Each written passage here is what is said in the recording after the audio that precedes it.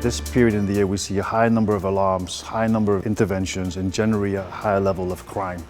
So it's certainly a correlation that exists. It can be small crime, large organized crime. One of the recent trends that we've seen is really a higher demand for copper.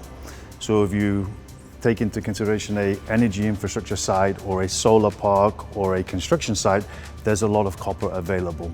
And these are real targets for crime these days. And quite often, these sites are not protected well enough, so it can be an easy target.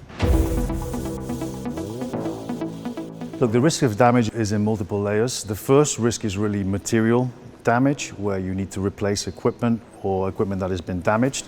The second layer of risk is really what I would consider the biggest damage that a company will face, which is downtime of their operations, a postponement of the project. That's when the cost can really start to incur extremely quickly. And I think the third level of damage is really time.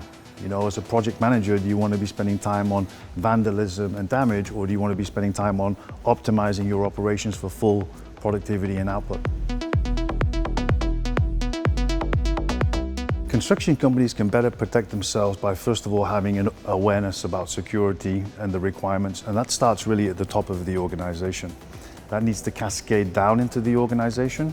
Eventually you build a site security plan, which can involve, making sure you know who is on site or off site at any given time, having good perimeter management with fencing, but also having containers to store your expensive equipment in the evenings, and really having good discipline around that whole system.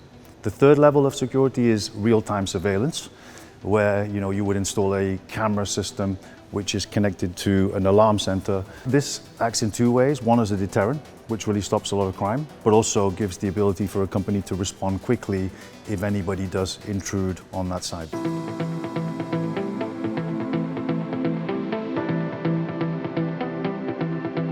So the added value of BauWatch, first of all, we're a growing European organization, so we can work with our customers within a country, but also across borders.